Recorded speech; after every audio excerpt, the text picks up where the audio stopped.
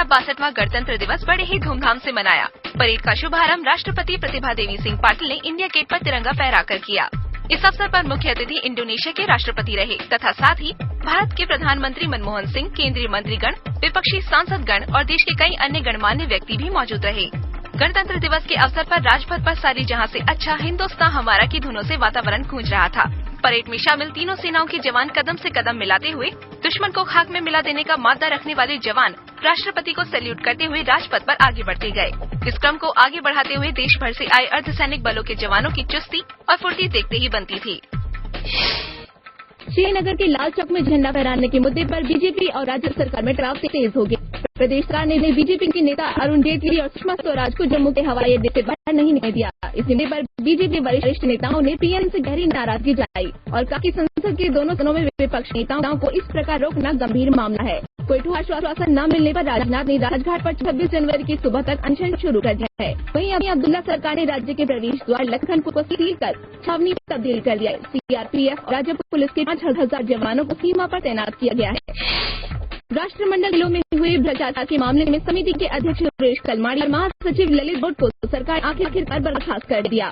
इनकी बर्खास्तगी भारत सरकार के अटॉर्नी जनरल की सलाह पर खेल मंत्री अजय माकन ने की। वहीं कलमाड़ी को इंडियन ओलंपिक एसोसिएशन के अध्यक्ष पद से भी हटाने की तैयारी चल रही है। उधर सीबीआई ने कहा कि राष्ट्रमंडल जिलों में हुई वित्तीय अनियमितताओं के चलते इन्हें कभी भी गिरफ्तार किया जा सकता है।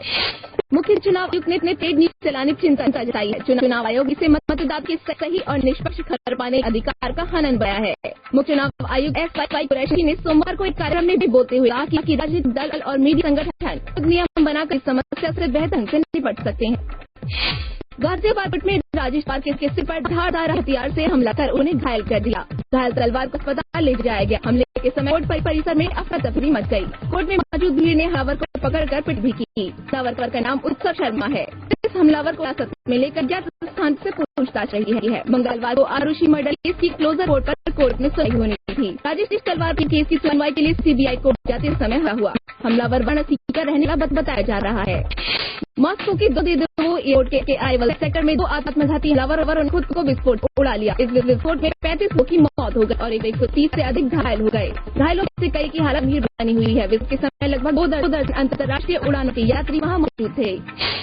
सांसद अदालत ने वैश्यवृत्ति को कानूनी भी वैधता दिए जाने की मांग की है। रेड लाइट एरिया माटीपुरा में वर्करों को स्थापित करने की योजना है। उनका कहना है कि अवस्था के शिकार इन वर्करों का शहर में कहीं भी पुनर्वास किया जाना चाहिए।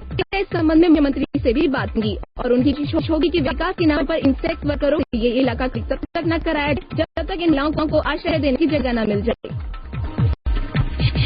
गणतंत्र दिवस पूर्व संध्या पर पुरस्कार की घोषणा की। भारतीय क्रिकेट टीम के भसीमंद खिलाड़ी वीएस लक्ष्मण को पद्मश्री और करोड़ों लोगों का अपनी अदाओं से मनोरंजन करने वाले वहीदा रहमान और सयाम को पद्म भूषण से सम्मानित किया जाएगा। साथ ही एशियन को पद्म भूषण देने की घोषणा की गई है। केंद्रीय वित्त मंत्री प्रणब मुखर्जी ने बैंकों को वापस देश में लाने की सरकारी रणनीति पेश की है। प्रणब का कहना है कि सरकार 5 सूत्रीय एजेंडा बनाकर ऐसा करेगी। सरकार के पास काले धन को लेकर भरोसेमंद जानकारी नहीं है, लेकिन अनाधिकृत रूप से दुनिया के 22 देशों में भारतीय मुद्रा हो सकती है। सरकार ने इस मुद्दे पर धीरता दिखाते हुए 65 देशों से इस संबंध में बात की है। इस बारे में इस बैंक ने कोई भी जानकारी देने से इनकार किया है। अनुमान है कि काले धन की राशि लगभग 501,400 अरब डॉलर हो सकती है। श्रीनगर में तिरंगा लहराने को लेकर बीजेपी और राज्य सरकार के बीच टकराव बढ़ता ही जा रहा है। जम्मू में बीजेपी कार्यकर्ता पर पुलिस ने लाठीचार्ज किया। ये कार्यकर्ता तिरंगा यात्रा में भाग लेने के लिए परेड की ओर जा रहे थे। तभी पुलिस ने उन्हें रोकने की पूरी कोशिश की। जब कार्यकर्ता बेकाबू हो तो पुलिस ने उन पर लाठीचार्ज किया।